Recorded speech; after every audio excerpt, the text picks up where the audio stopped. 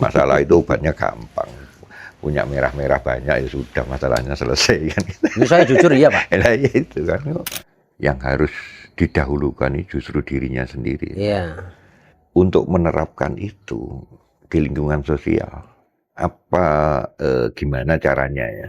Itu supaya tidak terkesan menjadi Egois. egois.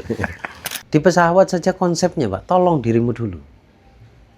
Di pesawat itu begitu. Ya kan? Kenapa nggak di sampingmu dulu? Katanya kan penolong. Lah kalau saya nggak tertolong gimana saya nolong orang? Ada quiet meditasi, meditasi diam. Ada walking meditation, jalan-jalan, Terus meditasi satu dengan lagi konsep itu ya. jalan-jalan. Ada smoking meditation, gitu kan? Sambil ngerokok. Ngerokok, meditasi dengan sambil merokok. Apakah melulu tutup mata? Duit juga bagaimana pikiran, kesehatan fisik juga bagaimana pikiran.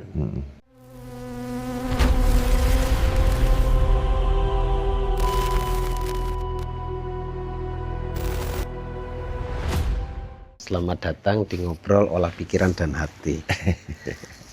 Apa Pak, beberapa hari ini kan kita Udah. bahas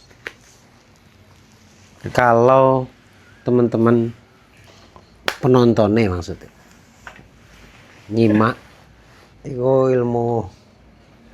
ilmu daging lah bahasanya orang gitu ya.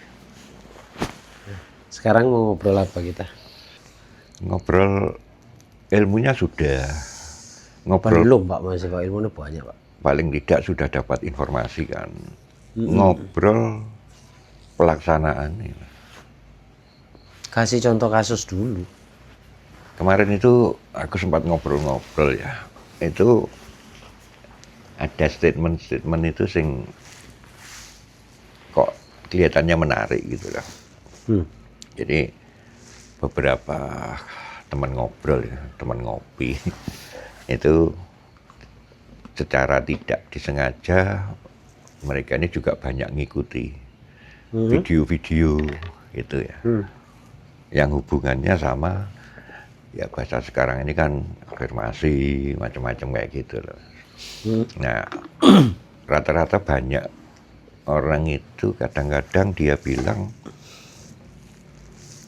sulit fokus pada saat dia melakukan afirmasi itu. Mungkin karena sikon ya, jadi sikon realitanya itu dia ngalami apa pada saat afirmasi ini kan butuh ketenangan dan seterusnya kayak gitu ya. Ini ya kata-katanya gitu aja sih, sulit fokus gitu. Dalam artian gimana caranya fokus itu loh, yang benar-benar bagus itu seperti apa gitu loh, kadang-kadang itu. Dan itu umum sih kayaknya. Nah, ini perbedaan saya dengan teman-teman yang belum berkesadaran. Pasti. Gini.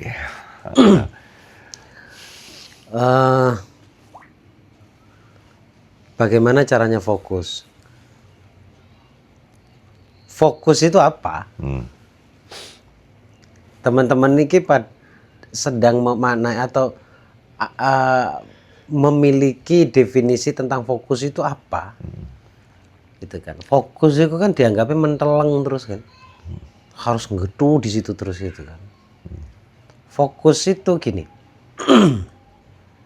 Ketika kita mengulang-ulang sesuatu, itulah fokus.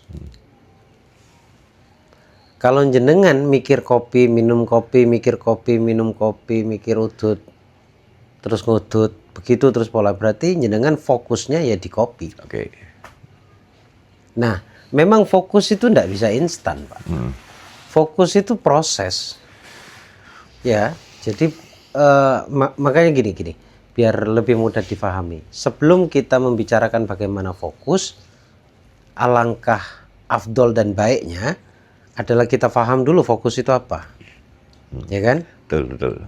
Nah, kalau sudah tahu fokus itu apa, baru nanti kita bisa atur sendiri bagaimana caranya fokus. Oke, mungkin tak potong sedikit. Mungkin pengertian fokus di sini lebih ke arah ini ya, waktu menenangkan pikiran. Ya. Jadi bagaimana dia itu menenangkan pikiran. Kan ada salah satu konsep kan, apa istilahnya, pikiran dihentikan sejenak lah, Ya, gitu kan. break. Itu mungkin yang ke situ ya. Tadi bener sih statement kalau fokus itu artinya kita mengulang sesuatu, itu ya namanya juga fokus. Itu kan. fokus. Nah, Nah, selama mungkin- ini ternyata kita fokusnya pada masalah kita. Karena tiap hari kita berikan atensi, Ya, kita berikan energi ke situ. betul. Nah, jadi kalau pertanyaannya bagaimana fokus, sudah dapat ya pengertian fokus adalah sudah. sesuatu yang diulang-ulang dan kita berikan atensi atau energi kita di situ. Kita berikan konsen, effort kita di situ. Berarti sekarang pertanyaannya bagaimana saya bisa fokus pada hal positif. Berarti kan balik lagi kita harus tahu dulu definisi negatif dan positif itu yang mana. Kalau sudah tahu dan bisa membedakan, oh ini baik, ini buruk, positif, oh ini saya mau fokus pada hal positif. Berarti tentukan dulu apa yang harus dilakukan. Makanya ada teknik, ada habit yang tidak mudah, saya jujur, tidak mudah. Itu setiap kali bangun pagi atau subuh, afdol dan bagusnya itu bangun subuh sebelum matahari terbit, itu menulis 3 hal yang akan diselesaikan dalam seharian itu. Ternyata saya perhatikan itu membantu, Pak. Membantu kita untuk fokus pada hal positif. Jadi kita tahu kita punya tujuan. Dari dulu tuh sebenarnya kita tidak punya tujuan. Hari ini kita mau melakukan apa dan akan menyelesaikan apa. Makanya teknik ini sangat membantu. Jadi tulis 3-5 hal yang akan kita selesaikan dalam sehari. Dalam satu hari. Itu. Dalam satu hari. Tidak melulu harus sama, enggak. Ya, Yang penting positif. Kan tadi standarnya kita sudah tahu fokus mananya apa, ya. positif dan negatif itu seperti apa. Berarti kita menulis 5 hal sehingga pikiran kita, fisik kita juga punya target akan menyelesaikan itu. Ya. Jadi kalau bayangkan kalau itu dilakukan repeat sebulan, makanya tidak lama. Gini, kita sudah apes sial ini 10-20 tahun. Bahkan lebih. Diajak untuk berubah, ditawarkan waktu bisa nggak 1 bulan repeat, benar-benar mengubah semua kebiasaan. Salah satunya adalah harus punya tujuan dalam hidup. Hidup yang dimaksud adalah 1 hari itu punya tujuan apa? Besok kita tentukan lagi 5 hal yang mau diselesaikan dalam sehari. Nah itu akan membantu fokusnya kita ke arah positif. Positif. Karena yang ditulis positif ya. Iya, Hal-hal pasti positif. gitu. Berarti tadi pengertian fokus ini yang saya maksudkan tadi itu ini masuk yang ke arah apa ya, istilahnya meditasi ya, itu yang menenangkan pikiran itu loh. Satu, dia bisa dikategorikan salah satu tools untuk merubah kebiasaan lama ke kebiasaan buruk. Kalau untuk tenang beda konteks lagi, Pak. Ya, Nanti kita jadi bicara tentang waktu yang efisien masuk pada kondisi tenang tuh kayak apa. Ya itu tadi mungkin fokus yang dimaksud tadi itu. Betul. Ya, jadi ada 2 pengertian. Nah kalau yang fokus yang itu, Fokus yang artinya fokus dia kan ada pelajaran tuh, fokus untuk menenangkan pikiran dulu. Nah, biasanya kalau fokus yang jenengan maksud, perlu alat bantu atau apa kayak gitu ya mungkin. seperti fokus yang dimaksud pertanyaan jenengan. Yang pertama itu penjelasan saya tentang fokus, bagaimana mengubah habit. Tapi fokus yang jenengan maksud adalah maksudnya memposisikan ke titik 0 toh. Ya. 0 itu kan nggak plus nggak minus. Betul. Jadi netral. Nah ini kan, jadi kita harus sadar dulu di situ. Kita familiar dengan netral. Tapi dalam beberapa momentum saya pernah dengar bahwa netral itu 0. Netral itu kan nggak baik nggak buruk ya. 0 itu nggak plus nggak minus. Jadi bagaimana kita tidak terbebani oleh keinginan kita dan kita tidak ada masalah dengan apa yang sudah terjadi sekarang. Yang dimaksud adalah sekarang. Nah fokus yang bisa saya jawab dari pertanyaan jenengan tadi, fokus diam dan bisa benar-benar bukan merasakan saja tapi menyadari akan apa yang terjadi sekarang. Konsep meditasi sebenarnya kan, jatuhnya begitu. Jadi kemarin kan saya sempat guyon ke jenengan. Ada quiet meditasi diam. Ada walking meditation, jalan-jalan, Terus meditasi satu dengan lagi konsep itu ya. jalan-jalan. Ada smoking meditation, gitu kan? Sambil ngerokok. Ngerokok, meditasi dengan sambil merokok. Apakah melulu tutup mata? Orang kalau sudah jago di meditasi, Pak, ya bukan saya orangnya ya. Artinya mereka paham dan bisa benar-benar present at the moment now, sekarang gitu katanya kan. Orang itu sedang dalam kondisi meditasi terus, Pak. Mau kelihatannya seperti apapun bisa. Betul. Seperti apapun aktivitasnya, kalau dia sadar, jenengan kan punya masalah, saya juga punya masalah. Tapi bagaimana saya menjalani yang sekarang aja? Masalahmu biaya bene masalah-masalah. Sementing saya sedang ngopi, ngobrol, ngolah ilmu, ngolah hati, ngolah pikiran. Saya ada sekarang di sini bersama jenengan. Saya tidak bersama harta saya. Saya tidak bersama masa lalu saya. Nah, saya sadar sekarang inilah fokus, Pak. Ya, benar. Gitu kan, fokus di meditasi itu kayak gitu. Gitu. Ya, kalau dibilang bisa fokus itu kalau kita nggak punya masalah, mau sampai kapan, Pak? Iya, benar. Selama nafas masih berhembus kita masih punya masalah. Cuma ganti masalahnya saja. Iya. Memang cuma baju tok yang diganti. Masalah juga harus ganti kan gitu. Gitu. Iya. Oke. Cakep pertanyaannya jenengan. Saya tuh lebih enak Biasanya kan ngobrol denger- ilmu tuh begini daripada sendiri. Iya, karena denger-denger gitu waktu ngobrolin itu kok tiba-tiba ada yang statementnya kayak gitu. Betul. Artinya mungkin arahnya dia itu ke arah menenangkan pikiran ya. Jadi Ya, menenangkan waktu ke arah. mau menenangkan pikiran, mau membuat dia itu lebih nyaman atau apa. Iya. Ternyata pikiran itu sulit dikendalikan gitu. Nggak tahu denger apa, udah langsung konsentrasi buyar. Sulit, gitu. Pak, plastis, Pak. Nah, kayak gitu kan. Ya, saya ngomong aja kalau gitu ya pakai itu apa penutup telinga itu apa ya, musik itu pakai headset ya. Itu juga belum tentu jadi jaminan dia tenang. Paling tidak Paling tidak, mengurangi ya, betul. membantu mengurangi itu. Dengarkan musik yang itu paling itu ngono. Itu jawaban goblok-goblokan Iya, gitu. makanya para pemikir, bahasa nih. Para pemikir itu kan sebelum melakukan sesuatu memikirkan dulu kan. Kan gitu kan? Jadi kalau saya ya nggak tahu apa dulu karena belajar mantik, apa belajar pola idealnya berpikir itu seperti apa gitu kan. Jadi ngomongin tenang. Bagaimana caranya tenang? Saya kok tiba-tiba kayaknya belum ke situ pertanyaan kita. Tapi ayo kita definisikan tenang itu apa? Bagaimana caranya sabar? Saya tak lah. Ya. Sabar itu definisinya apa? Terus apa nih? Macam-macam kan? Kita dari dulu ini, Pak, berada di lingkup dikelilingi oleh kata-kata yang sangat-sangat abstrak. Dan kita menjalani, tapi kita nggak tahu kita sedang menjalani apa. Kata-katanya nggak abstrak, maknanya yang jadi abstrak. Iya, betul. Orang sering ngomong sabar, Iya. tapi nggak ngerti maknanya. Ya, Gitu ya, kan? ya. Innallaha ma'as sabirin. Allah bersama orang-orang yang sabar. Tapi karena apa ya, gairah belajar mungkin ya. Sabar itu gak ditanya lagi. Gitu loh, makanya iya kita ke guru memang harus sami'na wa ata'na. Tapi bukan berarti menjadi kesalahan kalau kita bertanya. Enggak ono sing nak sabar kok apa Kiai? Enggak ada yang tanya gitu, Pak. Nah, oke. Nah, lanjutan dari itu tadi itu berhubungan dengan itu tadi kan bahasa yang sering didengarkan istilahnya afirmasi kayak gitu ya. Betul. Nah, berhubungan dengan afirmasi itu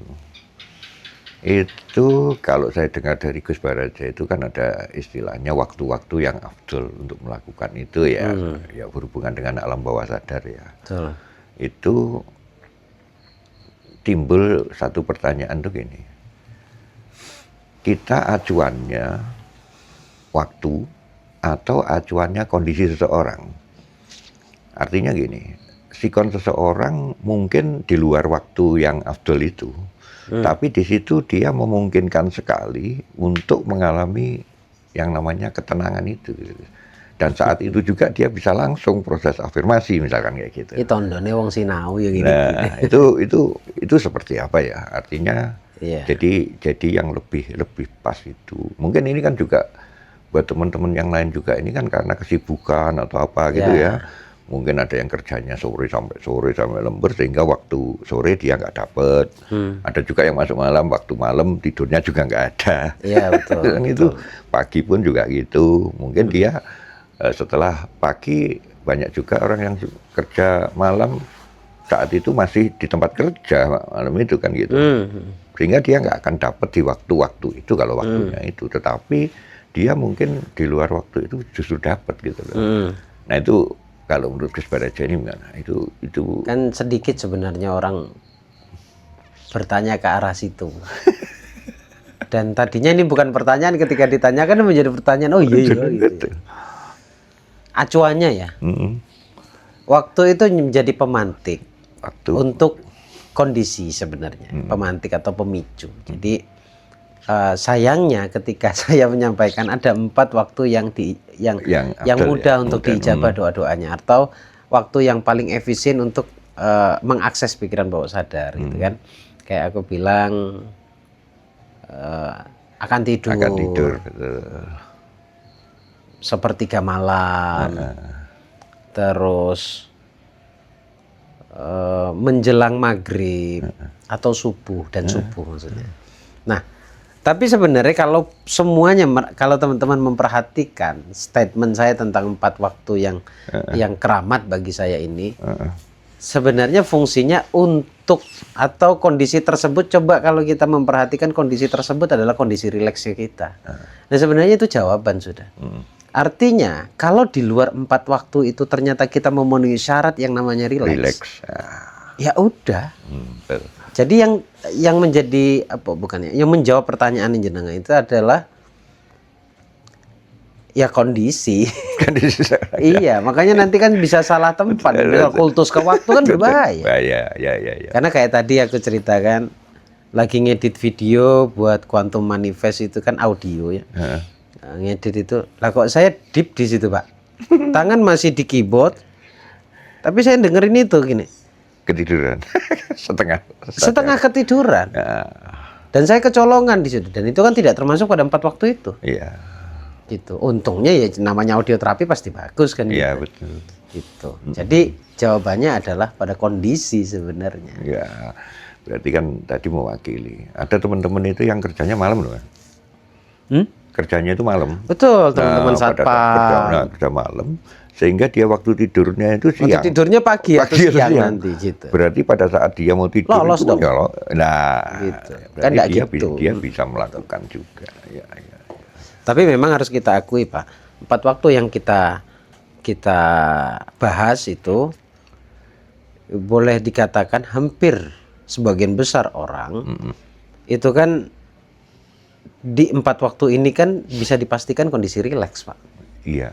Gitu kan. Tapi ada sebagian kecil yang tidak di waktu ini rileksnya malah. Justru dia butuh konsentrasi di jam ini gitu. Gitu. Jadi ya rileks. Makanya obrolan kita ini sebenarnya kan obrolan rileks Pak. Ini saja saya bisa jamin Pak, kalau ada alat yang bisa ngecek apakah kita di alpha di theta, kita udah di alpha Pak. Makanya yang keluar ini Pak, pure bawah sadar, pure hati. Gitu loh. Seneng saya ngobrol lagi bengi atau malam begini tuh keluar aslinya Pak. Aslinya itu maksudnya benar-benar dari dalam gitu. Bukan aslinya terus siangnya palsu gitu, bukan gitu juga gitu. Gitu. Ngobrol-ngobrol sambil ngopi. Mantap. Kebetulan saya enggak ada kopinya, belum WA saya. Gitu. Nah, jadi gini Pak, saya menemukan ya karena memang saya profesinya seperti ini ya. Saya tuh sering nemuin kasus dan selalu saya berandai-andai dalam pikirannya. Ya Allah, seandainya mereka tahu dan sadar bahwa hidup mereka itu hanya karena pengaruh dari keyakinan mereka atau apa yang ada dominan di bawah sadar, sungguh mereka akan tahu bagaimana caranya tanpa harus mencari si A dan si B. Sungguh betapa sadarnya mereka, betapa mudahnya ternyata merubah keadaan. Karena tadi kebetulan saya tadi siang kan ada tamu adik-adik saya. Dia itu gini, Dia tuh dinyatakan sakit. Ya, dinyatakan sakit, akhirnya si dokter memberikan, ini bukan masalah saya terus nyalahin dokter, enggak ya. Si dokter memberikan batasan-batasan terhadap apa yang dia konsumsi. Ya. Alhasil ditambah sakit. Akhirnya bapaknya kan cukup spiritual, ngene lho Le. Konsumsilah tanpa harus ada patokan, tapi kamu tahu sudah batasannya. Dan jangan mengkonsumsi sesuatu itu karena hanya takut menghindari sakit atau sehat, atau ingin sehat gitu ya. Jadi lek kamu pingin, sing penting ngerti batasan, sehat-sehat, sehat dia Pak, gitu loh. Artinya akhirnya dia tuh ngeluarin satu kalimat yang sering saya sampaikan, lek. Berarti Mas, aku percaya sekarang semuanya tergantung bagaimana kita melihat atau menilai satu kondisi. Jadi aku sepakat, Mas Bagus bilang, lek, duit juga bagaimana pikiran, kesehatan fisik juga bagaimana pikiran. Jadi pikiran ini sayangnya Mas, pikiran kita ini kadang-kadang bisa berubah ya. Iya dek, memang plastis. Nah makanya ndak harus kita 1 kali 24 jam jadi manusia sempurna, ndak. Karena kita sadar juga, kita bersosialisasi, kita ketemu banyak orang. Iya. Distract itu pasti ada. Betul. Realistis lah kita. Tapi di jam-jam tertentu, perhatikan dan tetap istimewakan jam itu. Ya sebelum tidur, ya kan bangun tidur. Minimal 2 itu Pak. Ya kualitasnya harus baik gitu. Ya, kualitas ya. pikirannya gitu. Nah, kalau berbicara diri sendiri nih, itu kan ada istilah kita itu sebelum istilahnya itu membantu orang lain lah, menyayangi orang lain lah, dan seterusnya. Saya pernah dengar di konsep kayak gini ini yang harus didahulukan ini justru dirinya sendiri. Iya. Nah, untuk menerapkan itu di lingkungan sosial, gimana caranya ya? Itu supaya tidak terkesan menjadi Egois. Karena Iya. kita selalu diri kita sendiri yang memang harus ini. Betul. Karena kadang-kadang kebanyakan orang ini lupa gitu, Mas. Saya pun kadang juga gitu. Saya kalau ada tamu pasti lebih ini. Ya, Tapi kalau ke dirinya sendiri kadang-kadang ditahan. Kan kebalik kalau di ini. Iya. Karena ya saya ndak bisa itu bahasa kasar, ndak bisa menyalahkan mereka juga sih. Dalam artian begini. Karena pemahaman yang dulu kita tangkap itu ndak sempurna, Pak. Bukan berarti sekarang sempurna ya. Jadi ketika salah-salah saya menjelaskan ini, akan ada asumsi bahwa ini egois. Iya. Ya kan? Kenapa kok harus asumsi, betul. Iya. Kenapa kok harus diri sendiri? Bahkan ketika berhadapan dengan ibu, saya harus menjadikan diri saya tetap prioritas bagi saya. Nah, ini kan kalau ndak dijelaskan panjang kali lebar kan repot ini, Pak. Aduh, kok malah duwe ajaran dhewe wong Nabi sing ngongkon ibu. Ini kan harus tenang dulu. Pikirannya jangan membawa doktrin lama dulu kalau mau bahas ini. Kalau membawa doktrin lama, saya diem. Gitu, kasarnya ada teman-teman yang berpikiran begitu. Jadi kenapa menjadi prioritas adalah dirimu dulu. Agar dirimu tahu betul-betul prioritas, misalkan mencintai diri sendiri, kebaikan itu harus ke diri sendiri dulu. Agar tahu betul-betul baik itu apa, cinta itu apa, sayang itu apa. Karena kalau kita langsung mendahulukan orang lain, ya Pak ya, kita kita mencintai orang lain terlebih dahulu, even ketika kita punya 1 juta, terus ada orang 1 juta ngono kan, dikemas dengan konsep sedekah baik dan lain sebagainya. Setelah ini jadi repot ini Pak. Yang saya maksud mencintai diri sendiri terlebih dahulu itu, kalau saya paham yang namanya cinta, saya nggak akan palsu untuk mencintai orang lain. Karena saya tahu bentuk cinta dan ekspresi cinta itu kayak apa. Nah kalau sebaliknya, saya nggak ngerti cinta, moro saya bilang saya cinta sama dia, Makanya tidak sedikit orang mencintai dengan cara yang salah. Ya toh? Jadi sayang kepada orang lain, mendahulukan orang lain. Pertanyaan saya sederhana. Setelah itu, bagaimana kondisi perasaanmu? Kita kasih contoh sedekah wis, gini wis, lebih enak wis. Ya, Sedekah itu kan perintah yang sangat mulia, Pak. Betul. Ya kan? Bahkan digambarkan di dalam bahasa Quran itu, ya Allah, hidupkan saya kembali ya Allah. Sebentar saja. Maka saya akan melakukan sedekah, Pak, bukan sholat, Pak. Ya. Sebegitu istimewanya sedekah. Menjadi prioritas di situ. Ya. Tapi nggak bisa ini ditelan serta-merta, Pak. Kayak misalkan gini ya. Jenengan punya duit. Lalu saya datang meminjem ke jenengan. Tapi jenengan butuh di situ. Nah, kita pakai contoh itu aja wes, daripada muter-muter. Itu lebih mudah. Jenengan butuh di situ. Saya tanya balik, sebenarnya saya ingin tanya balik. Sebenarnya pure kamu ingin memberikan ke saya? Atau jangan-jangan jenengan memberikan ke saya itu karena terpaksa? Terpaksa. Sungkan. Kan sedekahnya tidak membuahkan kebahagiaan. Betul. Ya kan? Tidak membuahkan kebahagiaan. Jadi bagi saya berpendapat atas dasar ilmu yang pernah saya dapat dari proses panjang bahkan puluhan tahun, diri saya harus menjadi prioritas. Sekarang tekniknya bagaimana? Kalau konteksnya sedekah misalkan gitu. Saya tetap akan kasih. Tapi tidak dengan meminjamkan. Dan saya akan memberikan sebahagianya saya dan tidak menjadi beban ketika saya ngasih. Gitu, Pak. Ya. Dan tujuan dari mencintai diri sendiri terlebih dahulu tadi sudah saya jawab sebenarnya. Agar saya tahu rasanya cinta dan bagaimana mengekspresikan cinta itu secara utuh dan jujur itu kayak gini loh ternyata gitu. Jadi nggak melulu saya mencintai istri saya tapi saya nggak mencintai diri saya. Pertanyaan saya sederhana.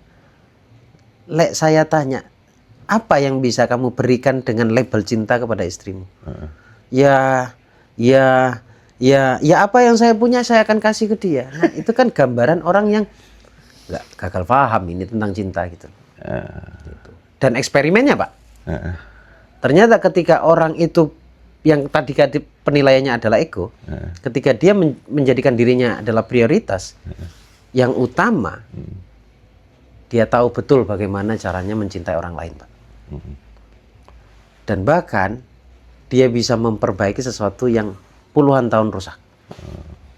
Ini efek, Pak. Nah, ini kan kita nabrak pemahaman dulu. Sebenarnya bukan nabrak, orang zaman dulu sudah paham. Kitanya yang salah menangkap atau menafsirkan. Mengartikan salah kita. Gitu. Jadi prioritas yang namanya cinta itu tetap diri sendiri.